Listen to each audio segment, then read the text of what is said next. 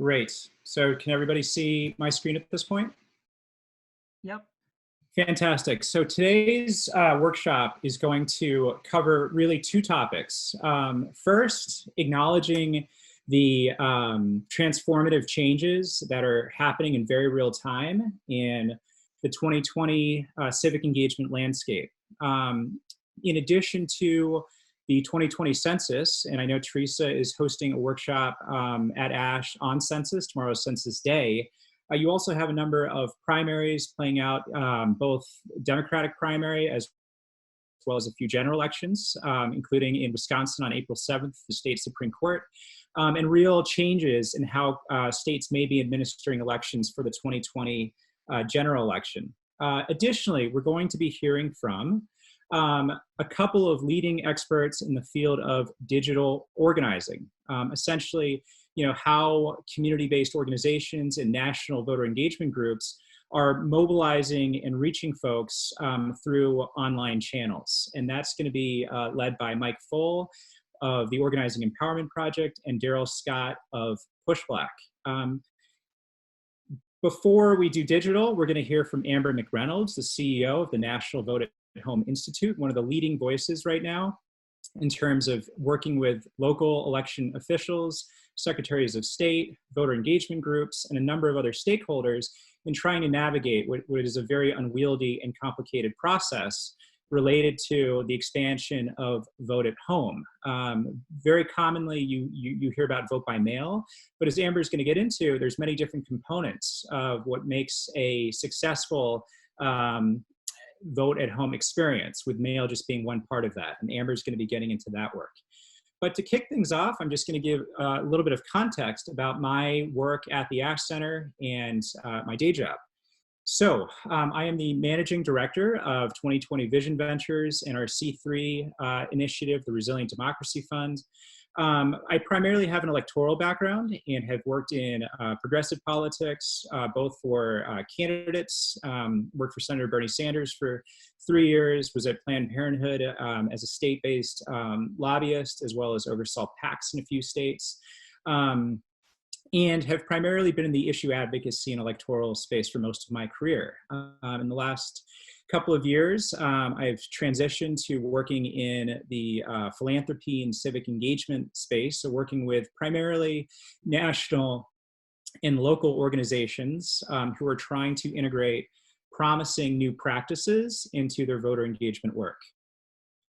A core question and challenge that drives a lot of my research at the Ash Center, as well as work day to day, is we noticed a really troubling disconnect between promising technology, data, and practice, and trusted messengers well positioned to reach underrepresented communities. So essentially, there's been a real uptick in civic engagement data and technology, but all too often you would find those tools and resources weren't available to the organizations that were well positioned to reach and mobilize infrequent voters and hard to count communities for the 2020 census.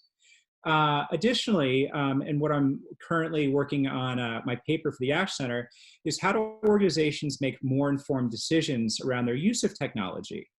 There's no shortage of apps and platforms floating around right now.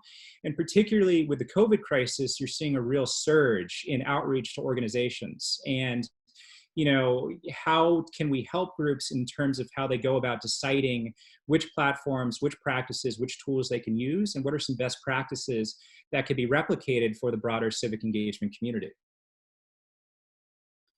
I don't think it's any secret right now that we are facing a trust deficit in the United States at this very moment, that we're seeing record lows when it comes to trust in institutions, whether that's the government or universities, mistrust in mainstream media. And we're really navigating some interesting times where we have this influx of media and new information and cell phone notifications, yet most Americans feel like they don't necessarily have access to accurate information from institutions. And I think many of us are dealing with this in real time, with the COVID crisis. I, for one, am primarily relying on friends and family for information on how to go about addressing this current situation. So most immediately in terms of program, some of the projects that I'm involved with have to do with this concept of trust building. And how do we do that in a digital ecosystem? If particularly given the circumstances of late, people are not going to be congregating in groups publicly for the foreseeable future. I think what gives me some comfort is that there has been a lot of really smart thinking about using digital platforms and practices to try to build online community long before our current health crisis. And some of the folks you're going to be hearing from later today have a lot of direct experience doing that. But this is happening at a much, much, much faster pace than I think anyone was ready for.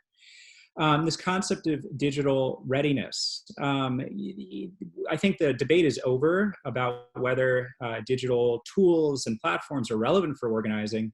And now I think that the question is, how do we go about integrating these practices and tools in an equitable, people-powered kind of way? All too often, you see pitches from vendors promising big things to organizations who all too often really aren't in a good position to make informed decisions around certain tools and practices. So how do we help organizations make better decisions around their use of technology? And then finally, making voting easier. I think the last few weeks has seen a surge of activity. You can't open a major newspaper right now without seeing an op-ed or a feature about how states are navigating a rapidly changing voting environment, which is going to be very different in a week from now than it is today. And Amber McReynolds from Vote at Home is going to get into that. I think one of the, our particular lane in this is how do voter engagement groups, particularly focused on communities of color and low-income households, how do they approach these voting reforms? And how do Americans who have every good reason to be concerned or at least likely confused by a lot of these reforms, how are they going to make sense of this all in the midst of everything else is going on?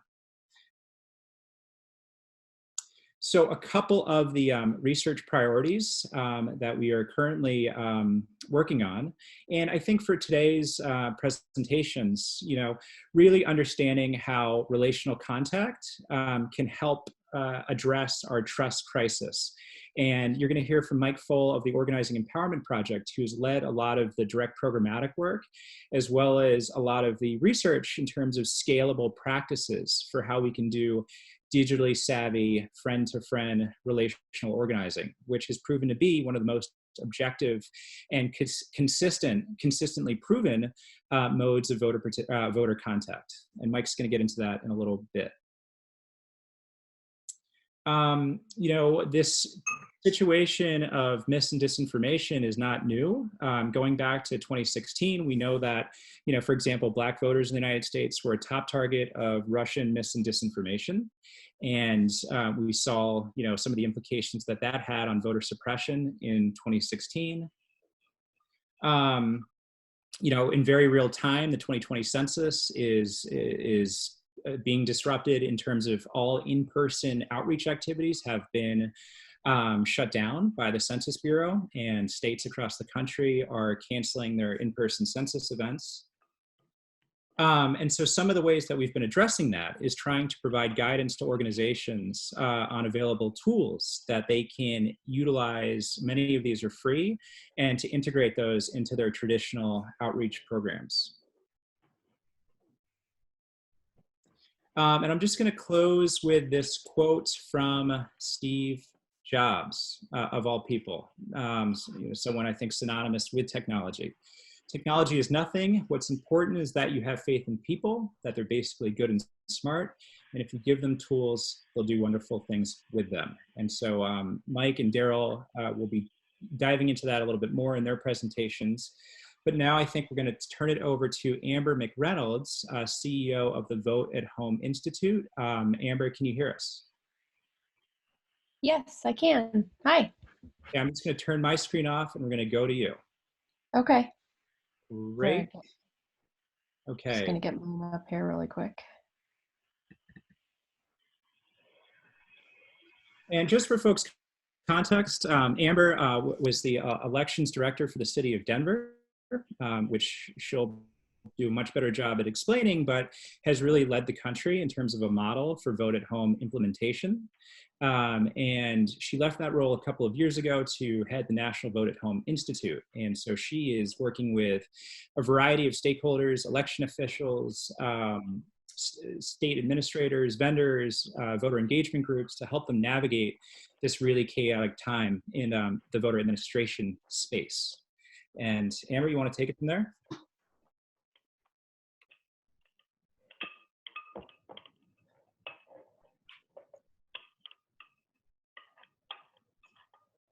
I think you might be on mute.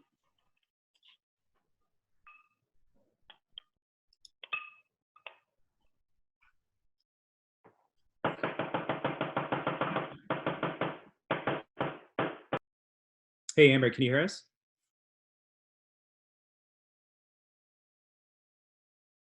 Amber? Sorry, can you all hear me? Yep, we can hear you, Nick. Let's see. Let's chat, Amber. Did we lose her? Well, I was really hoping to for Amber to kick us off because she is so involved with what's happening in real time with the changes of late. But as she gets her tech squared away, I think we're all navigating Zoom day by day these days. Mike Pfohl from Organizing Empowerment Project. Why don't we go to you to give an overview of what you've been working on with OEP and your robust history with relational organizing, and then we'll come back to Amber in a little bit. Does that sound good? Yep, sounds good. Are you able to hear me okay? Yeah, you're coming through great. All right, we'll try and avoid some potential tech problems here, and I don't have any slides, so we'll just talk here. So great, so I am Mike Pfohl with Organizing Empowerment Project. I've been involved with relational organizing for about 10 years now, and I'll explain what that is kind of more in depth here in a second. But I am an executive director with an organization called Organizing Empowerment Project, which provides three things to groups we work with. We provide training on how to do relational organizing. We provide technology in the form of software so that organizations can track their electoral and legislative work using relational organizing. And then we also provide some grant funding to help groups, smaller to medium-sized groups, get off the ground to be able to do the type of work that they're trying to do. As Nick kind of mentioned, it's certainly becoming more prevalent now with the current crisis. But when we talk about relational organizing, in some ways it's new, and in some ways it's very old. So when we talk about relational organizing, it really is as simple as people building a list of their friends and family and neighbors and basically talking to them throughout the electoral cycle about political issues and kind of taking them from maybe not understanding or not caring about politics to getting them more engaged, more involved in understanding the issues. And as you head into election day, it can be used for certainly voter registration and absentee ballot work and vote at home and all that type of thing, which Amber will hopefully talk about here in a second when she gets her tech working again. The goal here is to have multiple conversations over time, which is really no different than, say, your standard electoral outreach of, say, a phone bank or a Canvas program or things like that. But rather than kind of being given a list of 100 people you don't know when you go knock on your doors, instead you're using your own personal networks to talk to. That's kind of what is old, and that this is the way campaigns used to work hundreds of years ago and 100 years ago, and certainly in this country. But what's newer is adding kind of a technology component to it. So being able to do this work online, through apps, through websites, social media, all that sort of thing, whether it be text message, all that sort of stuff. So there's lots of different ways to have the communications and lots of different ways to track that. But really what it does is value those personal relationships and in using them. We work with groups who use it certainly for electoral work, so turnout, GOTV activity around election day to turn people out to vote. We see the biggest impacts in some of these more transient communities that tend not to be on voter files or contacted through normal means. But we also see groups using it for persuasion, membership drives, legislative session, lobbying work, things like that. And then obviously in the most recently around virus outreach and healthcare, which I'll talk about here at the end. But in many ways, like I said, this is an old tactic with a new technological spin. And I think the reason why this works is pretty apparent when you go into the research of psychology and sociology. So if you think about the ways that you and I form our opinions, whether it be electoral or just what brand of car to buy or what brand of shoes to buy, things like that, you can see 50 TV ads about how great a movie is, but if your friend tells you that movie is bad, you're going to trust your friend over those ads, right? And that's really no different when it comes to politics.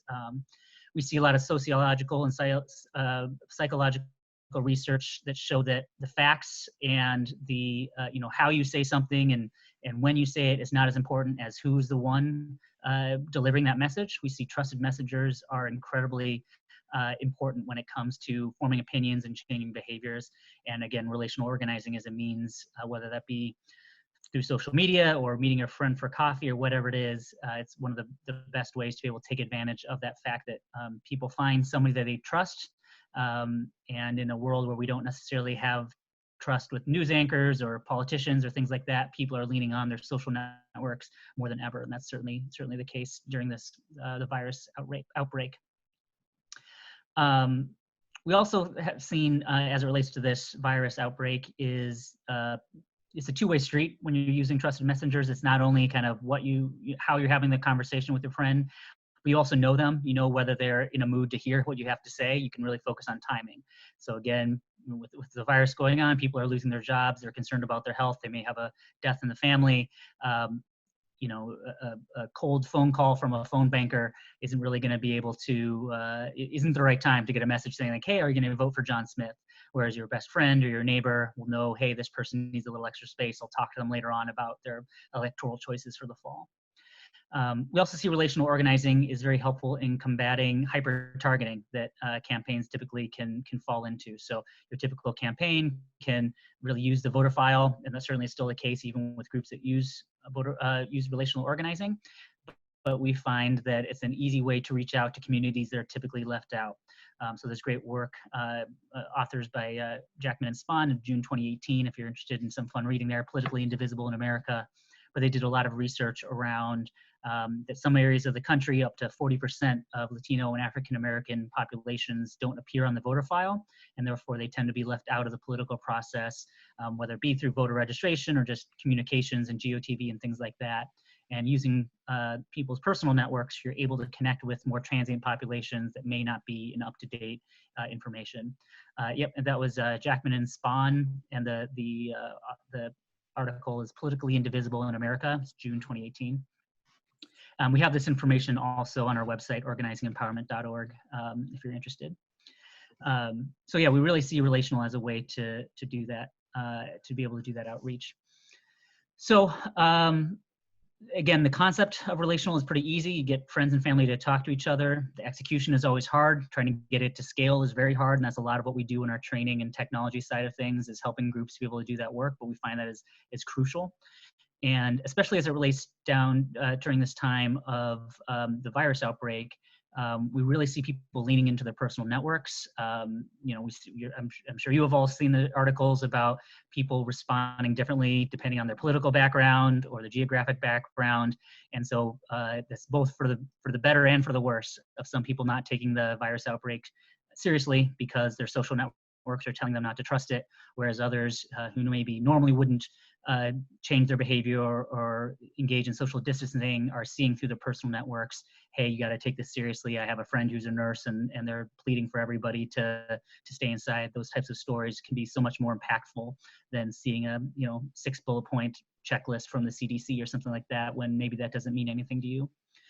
So we see lots of groups right now that had been using relational organizing for kind of electoral means to now suddenly shift gears and start promoting social distancing, sharing information about food banks and ways to file for jobless claims, all those sorts of things that are really kind of saving lives and helping people in their communities, and then with the intention of being able to switch back to more electoral work in the fall when it's time to start doing that. But we're trying to work with a lot of organizations to use these social networks to combat misinformation that's out there and share information about those local resources. So we definitely see this not only as an important use case for groups doing it for the election in November, but also seeing relational organizing as a short-term means to just save lives, and as an everyday component of many people's lives, even if they know they're doing relational organizing or not.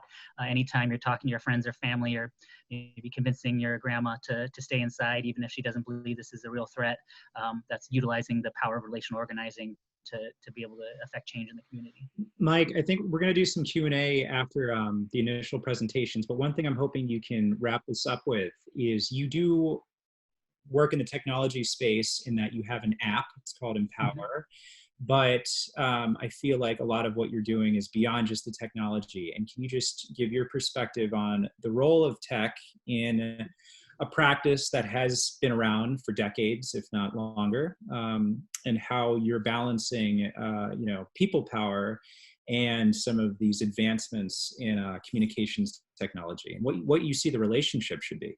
Yeah, certainly a lot of the groups we work with see the technology component of relational organizing as key to helping achieve scale and accountability for campaigns and organizations. Certainly metrics tracking and all that is important, not only for just internal metrics and tracking staff, but also externally, and just making sure that are they having the impact they want to have in the communities they have. And so having technology be able to do that is helpful for tracking. It's obviously also very helpful for kind of amplifying the work and allowing volunteers to recruit other volunteers and kind of grow exponentially over time.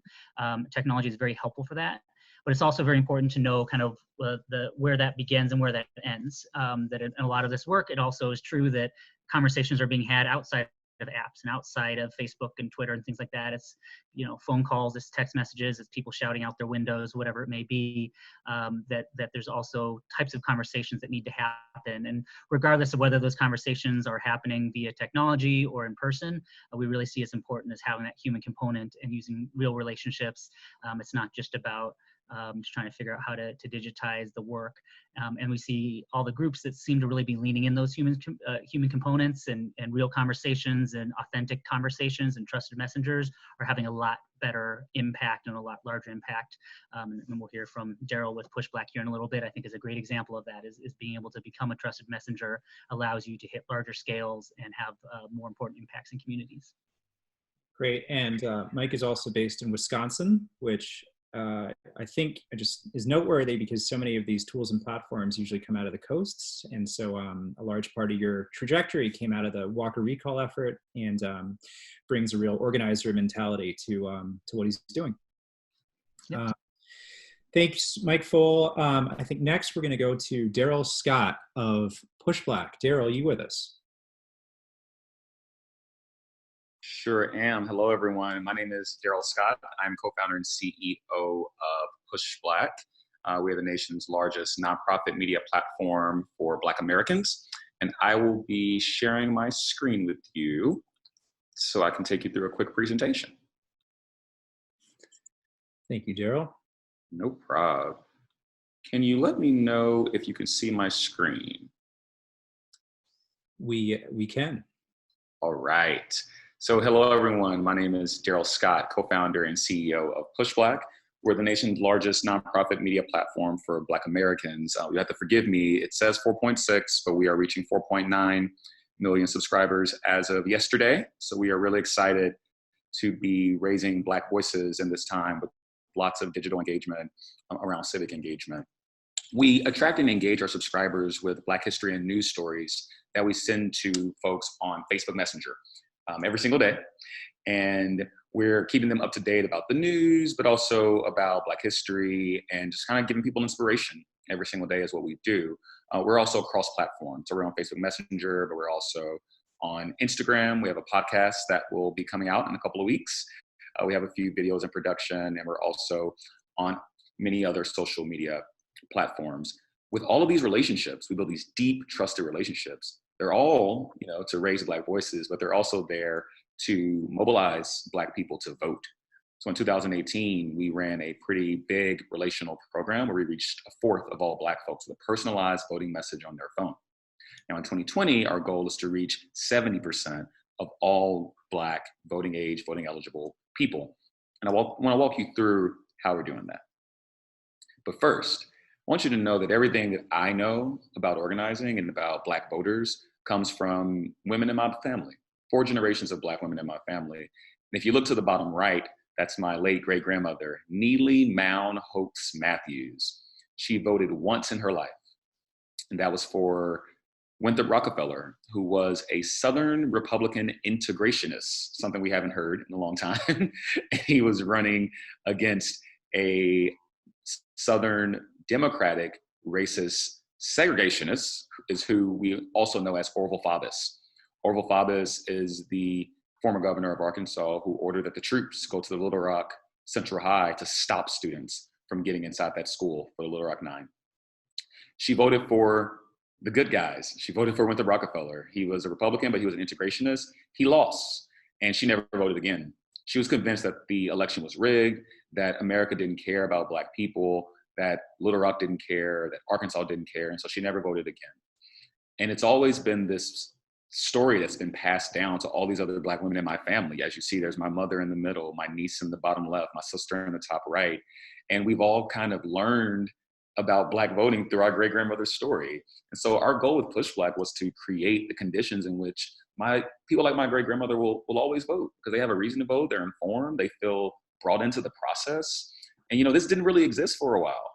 And so for us, electoral politics, relational organizing, and Mike, you just made a great point. It's like relational organizing is just talking to your grandmother, talking to your great-grandmother, talking to your cousins, talking to your aunts. And these are things that have been a big part of my family.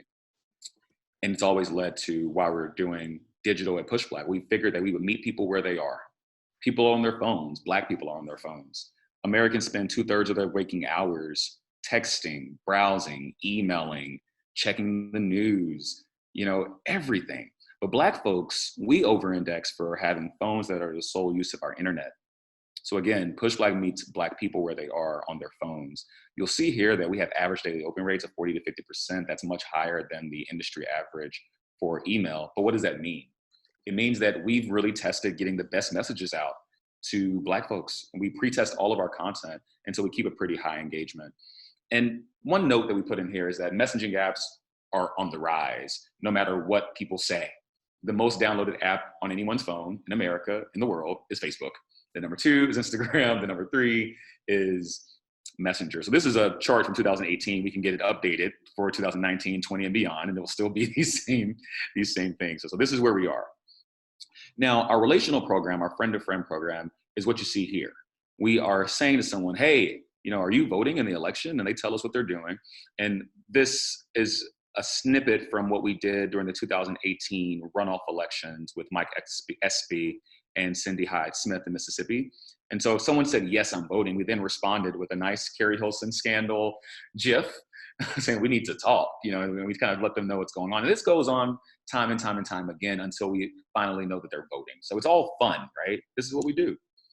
But I've had 2 surprises from organizing Black voters online. The first one comes from El Haj Malik Shabazz, Malcolm X, who said that you got to make it plain. We've ran 4 randomized controlled trials around messaging for voters and messaging around how to get Black folks to vote. And what we've learned is that simple messaging works. Trying to use overly complicated messaging, trying to use fear-mongering or any of that is just not helpful. The second lesson that we've learned is that we love our veggies. But seriously, what I mean by this is that the number 1 story for PushBlack in 2018 that drove the most votes was not a story about voting. It was a story about the Black history of okra. So this goes to show that we're starting with trusted media relationships. We're a media group. We're writing content that is culturally competent and pushing folks to mobilize all through our friend-to-friend program. So that concludes what we're doing at PushBlack. Happy to take questions later on. Thank you, Nick. Darrell, thank you very much.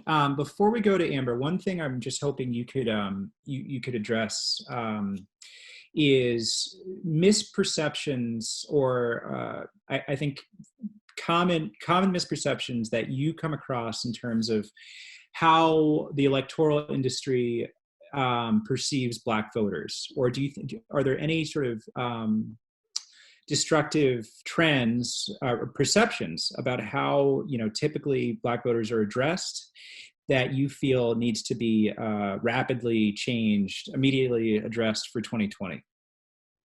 Yeah, I'd say a lot of people take Black votes for granted, and they make a lot of assumptions, and all based off the history of Black voting in this country.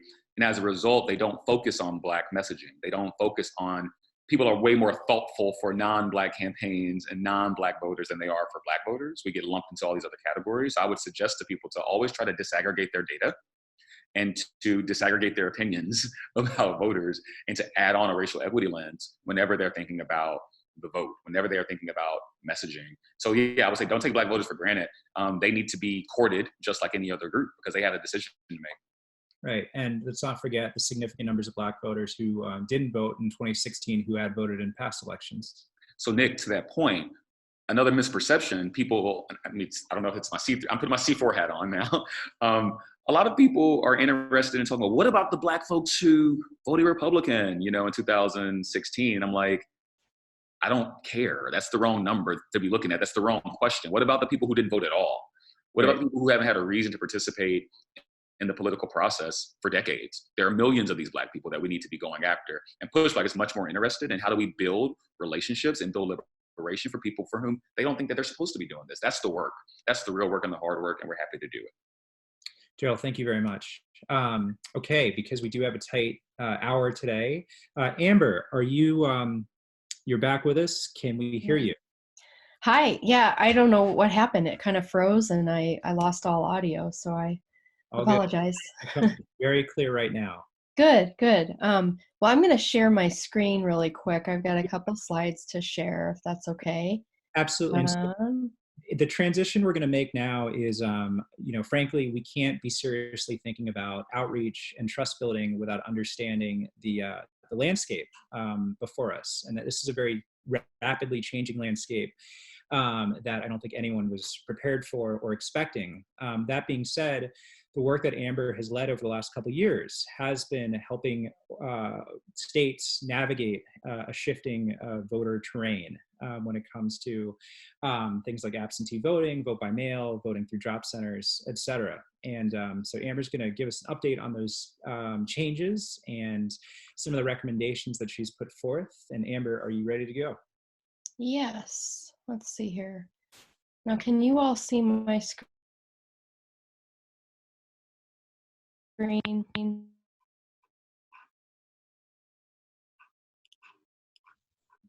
Okay, can you guys see my screen now? We can hear you. We can see that you're sharing, but we can't see anything. Okay. Well, maybe that's not going to work then. I tried to share, but for some reason it's not letting me do that. Well, you know what? Why don't I throw into the chat your some of your materials, and if you just want to walk us through it, that'll give folks something to look at. Yeah, and that sounds good, Nick. Thank you for doing that. Let me just shift over. I want to see if I can bring up one other way to do it here.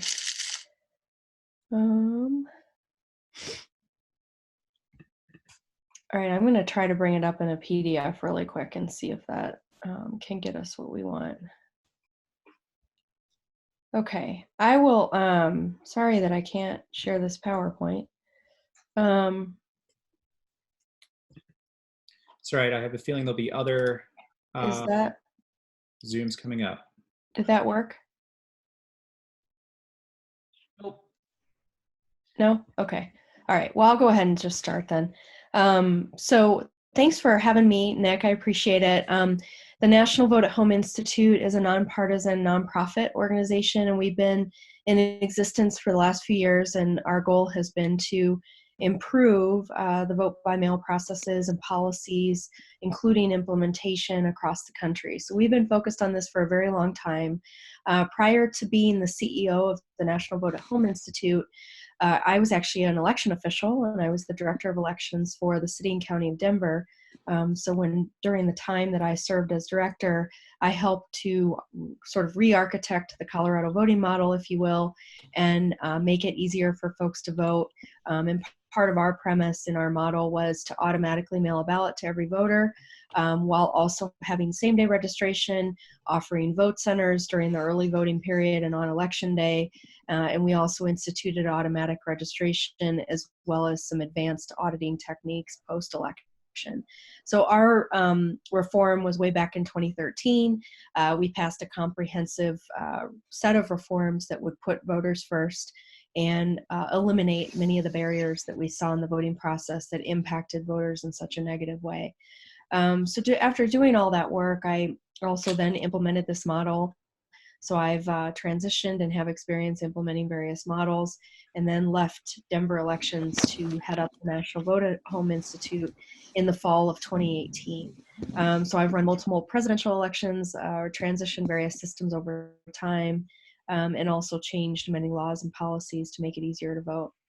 So now I come at the National Vote at Home Institute, and we're a nonprofit that's focused on this, and our key areas of focus are policy design and advocacy, implementation support, research, and then also communications. So as you can imagine, we are at the epicenter of this entire discussion around vote by mail and vote at home options, given the significant challenges that have frankly been identified with the COVID virus and the pandemic that we're currently facing with in-person voting. So the traditional method that many people have known to vote, meaning going to an assigned government location on election day at polling places, has really been exposed with some significant vulnerabilities given the current pandemic that we're facing. So we're working with our partners and with a lot of national folks right now to try to expand vote by mail and vote at home options right now for voters across the country. And there's good ways to do that, and there's bad ways to do that. And our goal has been to try to help states and also policymakers implement good systems around vote at home processes that exist mostly in the Western states right now. And we're trying to replicate that as fast as we can across the country. So as you can imagine, this has become a huge topic in the last 4 weeks. And we've been working night and day to try to help states and try to help policymakers with this reform. A couple of data points to share, and I had this on the slide, so unfortunately I can't give that or show that to you right now. But the states that have managed to continue with all of their primaries without interruption is the states that are primarily vote by mail. So as an example, Washington and Colorado both lead the country right now in terms of primary turnout. Both are slightly around 50%. If you factor in just active voters, Colorado is about 53% for their turnout in the primary. Washington's primary was just on March 10th, and they still lead the country in turnout, even though they were facing a significant pandemic. There's a few other state primaries for president that are happening right now, and they've been largely uninterrupted, and that includes Wyoming, Alaska, and Hawaii, all of which sent ballots out to all primary voters ahead of the election. Kansas is also running their May 2nd election. Ballots are about to go into the mail this week, and they anticipate that the only disruption that they've had so far has been to reduce the in-person voting options that they were going to also offer with the vote by mail piece. And we're seeing Oregon's election continue regardless of the pandemic. So really the only reason I'm sort of sharing all that is, number one, Washington leading the nation in turnout, even amongst a pandemic, demonstrates the resiliency of the system that Washington currently has in place. And then all of these other elections continuing as they are, even with a pandemic in place. Other states like Illinois did not postpone their election, and they had very few voters voting by mail, and they saw a 25% reduction in turnout for their primary, which is significant. The other election that right now is in process that's getting a lot of attention is Wisconsin. They went from about 120,000 absentee requests to over 1 million in about a 10-day period. So they've seen a significant increase in the number of voters requesting their ballot by mail. However, their election is April 7th, and all of those requests have overwhelmed the local election offices in significant ways, and they've been slow to get ballots out to voters. So there's a lot of folks that are very concerned, including our organization, around Wisconsin and whether or not they can continue with their election on April 7th, or if maybe they need to delay to give voters a few more weeks to vote. A lot of primaries have been pushed back, all of that. And from our perspective, this is an election cycle. We're within 6 months of ballots going out for the presidential election. And the time and the urgency is now for states to act, to adopt vote by mail in a much broader way than what they have before. And the problem with just sort of having the request process is that puts another barrier in front of voters where they have to fill out that form, have to know to get it in, make sure it gets in on time, and then get it out and get the ballots out. So our suggestion right now to most states is, Sarah, I can't help but notice that a lot of the election workers behind you are wearing plastic gloves. Oh, sorry, sounds like there was a news going. But yeah, we're seeing, in addition to sort of the other issues with regards to voters and how they are afraid to go to the polling places, in Wisconsin, we're also seeing a significant drop-off of election workers. So they've got actually about 150 counties right now that don't have any poll workers left to serve on April 7th. And we believe we're going to continue to see those dropouts. We saw many dropouts in Florida, which created significant lines. So really the only option that we see as viable that serves voters in a safe and secure way is to automatically send ballots out to all voters. And so that's one of the things we're trying to encourage states to think about, whether it's the governor and their level under emergency declarations, or the secretaries of state, or even the state legislative bodies if they still can act, because this is really one of the only viable ways that people are going to have to vote and engage if this pandemic proceeds through the primary season, which it clearly is doing, but also if it proceeds into the fall. So I'll stop there, and I think I also shared on the chat, our website is voteathome.org. We're also on all the social channels, but we are definitely the leading organization in terms of this topic. We're sharing a lot on our social media platforms right now. We also have a ton of resources on our website that illustrates all of the benefits of vote-at-home systems, the best practices, how best to implement this model. And then we recently rolled out a strategy plan last week that outlines the best ways to go about doing this in various states. So with that, I'll stop and take questions, and I look forward to the discussion. Amber, thank you very much. And I think we can do group questions in just a couple minutes. Looping back to our theme of trust and the relationship for voter engagement and mobilization, what have you noticed in terms of perceptions around, I guess most specifically, vote by mail amongst different communities? Where do you see immediate need for improvement?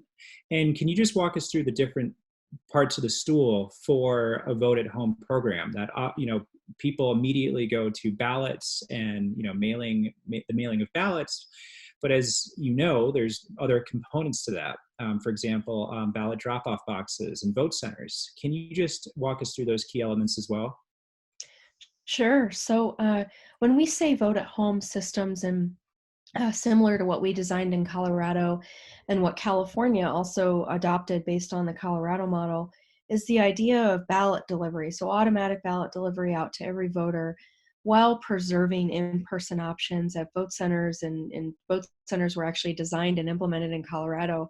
But the idea there is that you can go to any vote center location. They're often larger, so social distancing provisions, things like that, would be easier to put in place in a larger location like a vote center. But you can drop your ballot off at a drive-through drop-off, at a 24-hour drop box. You can mail it back if you'd like to. So you have all these other options to return the ballot, which is really important and something that we push for, so that voters have all these options on the table and they aren't limited like they are in most states right now. The second piece is the perception. So this is a change, and this is different than what a lot of voters in various states have experienced. While it's been popular on the West, and while 69% of all ballots in the West in 2018 were actually cast using a mail ballot, It's more of a normal thing in states that have had this over time. It is a newer concept on the East Coast and in some of the Midwest states. And the keys, there's key elements to that. There's user design issues. There's making sure that there's clarity in voter instructions, all those sorts of things that go into that work. The other part of your question related to the spectrum. And so there's states that have no excuse requirement, and that's most of the states, that you can sign up for an absentee ballot, but you have to do it every election or you have to do it every cycle. And that just, you can sign up, but it creates a lot of administrative burden. Then there's states that still have excuses. So Texas, as an example, if you're over 65, you can file to get an absentee ballot without an excuse. If you're under 65, you're limited to a certain number of excuses, and you have to prove that excuse. You might have to provide a doctor's note or a note from your employer or any of those sorts of provisions. So there's a lot of restrictions in certain states, and in other states, obviously, like Colorado, we automatically mail a ballot to everyone. So that's kind of the spectrum. And then I think the other piece of this, obviously, is the voter engagement piece, which is regardless of what path a state chooses or what happens leading up to the November election, it's going to take a ton of voter engagement, not only on educating voters about a different way of voting, but also on the voter registration side, because as you all know, we're with social distancing and with a lot of events being, obviously all events being canceled and things like that, that's going to continue through the summer, which was one of the biggest focal points for voter engagement groups to do voter registration efforts. And the reason voter registration is so closely tied to vote by mail and vote at home provisions is because we need to know where the voters are to send them a ballot. Ballots aren't forwarded, so updated registrations really matter, and a huge voter education effort around that issue of automatically updating addresses, making sure voters make that part of their normal activity to do is really important so that vote at home options can be successful.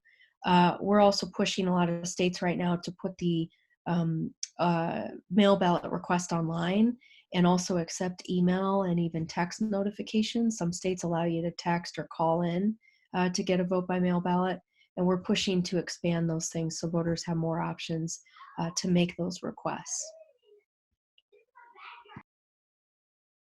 From Tova Wang, who's also who's a Nash Center Fellow. How do you make sure drop boxes and vote centers are in locations that serve all communities? Sure. Well, one of the policy guidance items that we always advise is for in-state statutes to list out the considerations for drop boxes. So in our statute in Colorado and California followed something similar. It has to be accessible. It has to be a community known type place. It has to be on bus and transit lines. So we put all those provisions. I think we also have one that says it has to be geographically considerate. So for instance, it can't be across a mountain pass. So it varies by state, but we do want to make sure all of those basic guidelines are in place. A couple of examples of things we've done in Colorado that really help, especially engage younger voting populations, more mobile populations, are having those 24-hour drop boxes on transit lines, at libraries, at rec centers. We also have some on college campuses in Colorado and various places. And California has rolled out a lot of drop boxes on college campuses. And then we also instituted what's called a mobile voting center in Denver when I was there, and that now has been replicated in various California counties, including Orange County and LA. But that mobile voting unit, you can actually move it around the jurisdiction. It's a trailer, and it basically becomes a pop-up vote center. And the great thing about that is, for instance, in Denver, they're contemplating making a lot of the grocery store parking lots used for upcoming elections since everything else is closed. So the great thing about a mobile voting unit like that is you can move it around the community over a long period of time and get it in front and meet people where they are, where they're engaging in their everyday lives. And that especially is important in a pandemic because the normal voting locations or polling places may not be open anymore, may not be in use, may not be available. So having those sort of mobile voting units are really important as well for accessibility to various communities. Tova, if you and Amber haven't connected already, you certainly should. I think she would get a lot from the research that you've been involved with. So let's make that connection happen. I want to be mindful that we only have 5 minutes left. And were there any questions for our friends at PushBlack and OEP? Here we go from David Donnelly. Should we have a distance election? What does that mean for your work? A distance, David, could you elaborate a little bit what you mean by that? Do you mean like voting remotely or? Okay, voting remotely. Well, I don't know. Not sure anyone wants that, but reactions to that question, Mike and Darrell.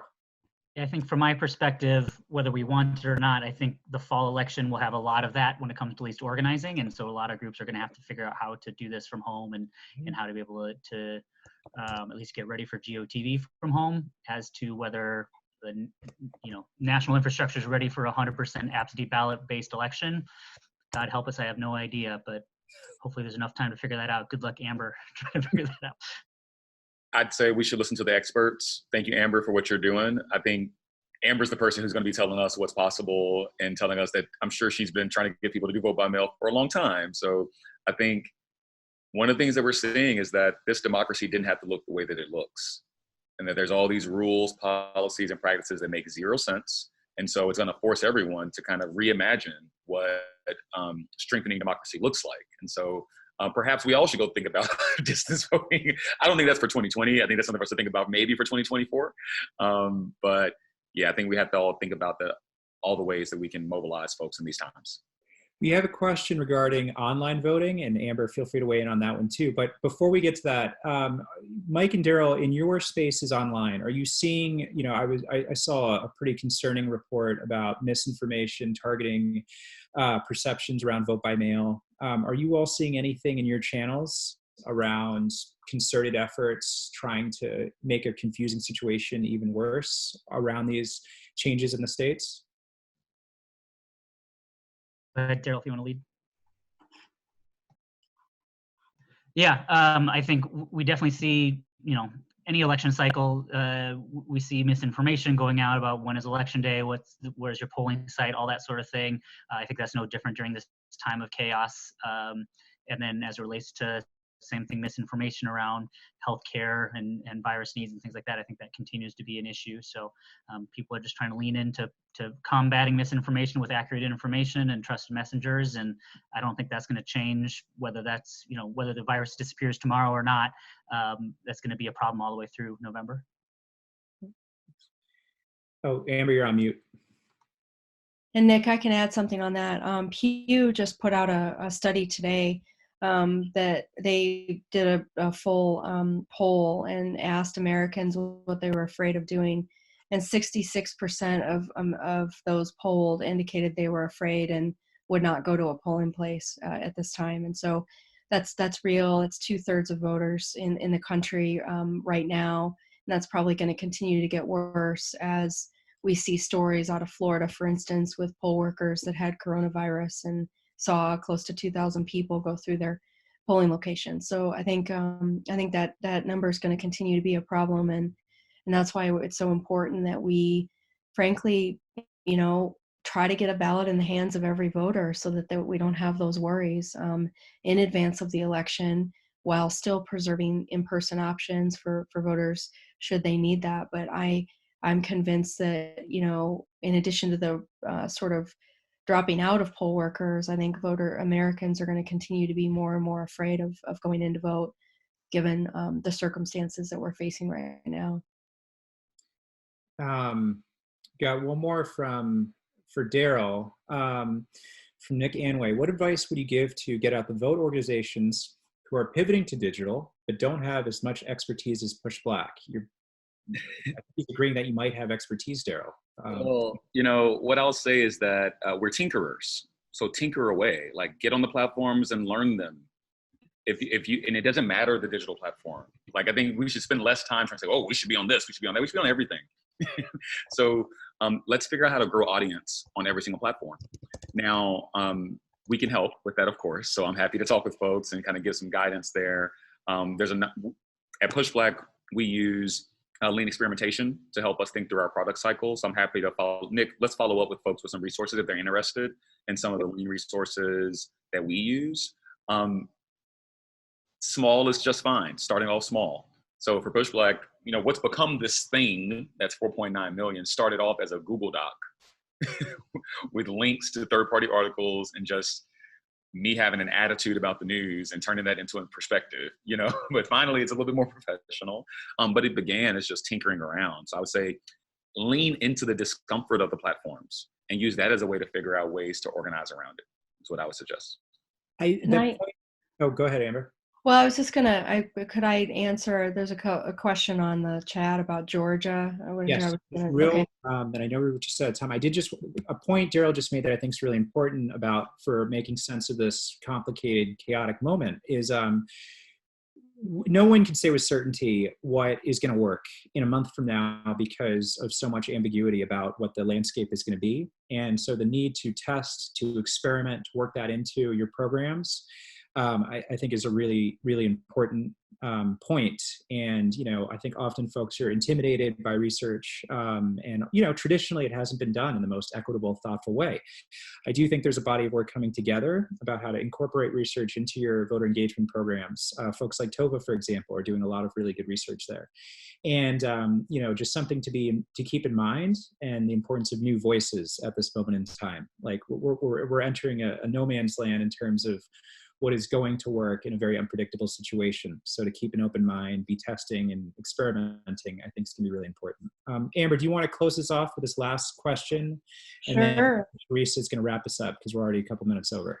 Yeah, sure. The question was about Georgia and that the Secretary of State there decided to send out an absentee application to all electors, and they've pushed their primary back, which could end up getting pushed back again based on some news I've seen to date. But just to give everyone perspective, they're going to spend about $11 million sending out a mailer with absentee applications to all voters.